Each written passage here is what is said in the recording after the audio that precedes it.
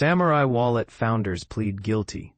A deep dive into crypto privacy and legal consequences. A major twist in the crypto privacy saga has emerged as two key figures in the Bitcoin mixer Samourai Wallet now face legal consequences for their role in a high-profile case. But here's where it gets controversial. The founders, William Lonergan Hill and Keonne Rodriguez, were arrested last year and later forced to shut down their platform, which was accused of enabling criminal activity.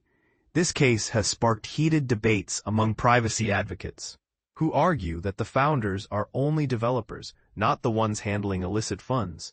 The Samourai Wallet app, designed to obscure Bitcoin transactions by mixing user funds, became a tool for cybercriminals seeking to hide the flow of stolen digital assets. While the U.S. government claims the app facilitated large-scale money laundering and evasion of sanctions, critics say the founders never directly involved themselves in the illegal activities. Nonprofits in the crypto space have called the case unfair, pointing out that the software was used by third parties, not the creators themselves. This development comes amid the ongoing trial of Roman Storm, co-founder of the privacy protocol Tornado Cash. A judge is expected to conclude the case soon, following the Treasury's 2022 ban on Tornado Cash, which the government argued was being used to launder dirty money. Authorities allege that the platform's co-founders funneled over $1 billion in criminal proceeds through it. The legal team for Hill and Rodriguez could not be reached for comment. As the crypto world grapples with balancing privacy and security, one question lingers: should developers of such tools be held accountable for the ways their software is misused? What does this mean for the future of cryptocurrency privacy? Let us know your thoughts in the comments below. Crypto mixer founders plead guilty. $2 billion in illegal transactions exposed. Imagine a world where financial transactions vanish into thin air, leaving no trace behind. That's the promise of cryptocurrency mixers, services designed to obscure the origins and destinations of digital currencies. But this very promise has landed some of their creators in hot water, raising crucial questions about the balance between privacy and illicit activities. Two founders of the Samourai Wallet mixing service, Keonne Rodriguez and William Lonergan Hill, just pleaded guilty in a Manhattan court to conspiring to operate an unlicensed money-transmitting business. This admission comes as another developer of a similar platform anxiously awaits a jury's verdict in the same courthouse, adding another layer of intrigue to this unfolding narrative. But here's where it gets controversial. These founders weren't just accused of running an unlicensed operation. They were implicated in facilitating the laundering of over $100 million in illicit funds. Law enforcement officials allege that Samourai Wallet was a key player in washing dirty money stemming from a range of criminal enterprises. Think dark web marketplaces like the infamous Silk Road, remember that? And the even larger Hydra Market, along with sophisticated spearphishing attacks and attempts to defraud decentralized finance, DeFi protocols. The sheer scale is staggering. Authorities claim the service processed over $2 billion in unlawful transactions. For beginners, this means that criminals were using Samourai Wallet to make their ill-gotten gains untraceable, effectively cleaning their dirty money. This raises a critical question. Should privacy tools be allowed to exist if they can be so readily exploited for criminal purposes? And this is the part most people miss. While the focus is often on the large sum of laundered money, the underlying issue is the unlicensed nature of the money-transmitting business. This highlights the complex regulatory landscape surrounding cryptocurrencies. Are these services truly money transmitters in the traditional sense? Or are they something entirely new that requires a different regulatory approach? The ongoing legal battles surrounding these services will likely shape the future of cryptocurrency regulation.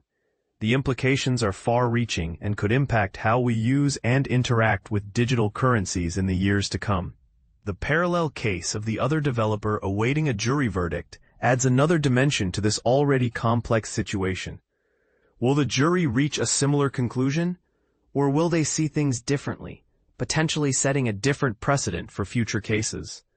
The outcome of this second case could significantly impact how the legal system views cryptocurrency mixers and their role in the broader financial ecosystem. So what do you think? Is the pursuit of financial privacy inherently problematic?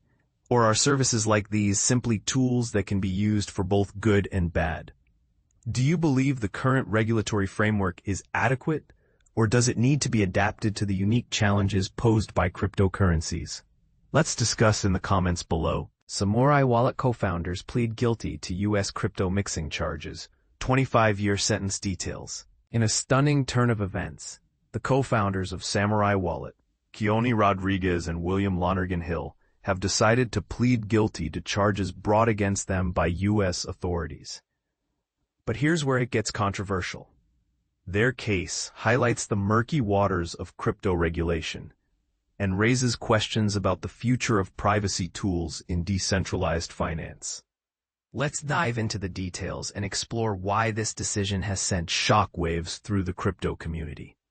On Tuesday, separate filings were submitted in a New York federal court on behalf of Rodriguez and Hill, indicating their intention to change their pleas to guilty the following morning. This marks a significant shift from their initial stance in April 2024, when they pleaded not guilty to charges of operating an unlicensed money-transmitting business. Prosecutors allege that Samourai Wallet processed over $2 billion in unlawful transactions, including those tied to illicit marketplaces like Silk Road. And this is the part most people miss. The case isn't just about Samourai Wallet. It's part of a broader crackdown on crypto mixers, with implications for the entire industry. Rodriguez, the CEO, and Hill, the chief technology officer, faced charges of conspiracy to commit money laundering, which carries a maximum sentence of 20 years, and operating an unlicensed money-transmitting business, punishable by up to 5 years. Combined, they could face up to 25 years in prison. Judge Denise Cote scheduled a hearing for Wednesday to discuss the plea change, though the documents didn't specify how this might affect their sentencing. Their trial was originally set to begin on November 3rd. Here's where it gets even more intriguing. The co-founders had previously attempted to dismiss the case, citing an April 7th memo from Deputy Attorney General Todd Blanche, which suggested the Department of Justice wouldn't prosecute individuals behind crypto mixers for unintentional regulatory violations. A month later, Samourai's lawyers claimed federal prosecutors withheld advice that the company didn't need a money-transmitting license, 6 months before charges were filed. Neither strategy succeeded in swaying the prosecution. Samourai Wallet operated similarly to other crypto mixers, pooling funds from multiple users to obscure their origins. This practice, while controversial, is often defended as a tool for enhancing financial privacy. But the question remains, does this cross the line into facilitating illegal activity? The debate is far from settled. The guilty pleas come amid the high-profile trial of Roman Storm, one of the creators of Tornado Cash, another crypto mixer. Storm faces charges of conspiracy to commit money laundering and sanctions violations, with a potential sentence of up to 45 years if convicted. His supporters argue that an unfavorable outcome could set a dangerous precedent, criminalizing open-source privacy tools and stifling innovation in decentralized finance. Is this a necessary crackdown on illicit activity, or an overreach that threatens digital privacy? As the crypto world watches these cases unfold, the stakes couldn't be higher. What do you think? Are regulators justified in targeting crypto mixers, or are they overstepping boundaries? Let us know in the comments. This conversation is just beginning.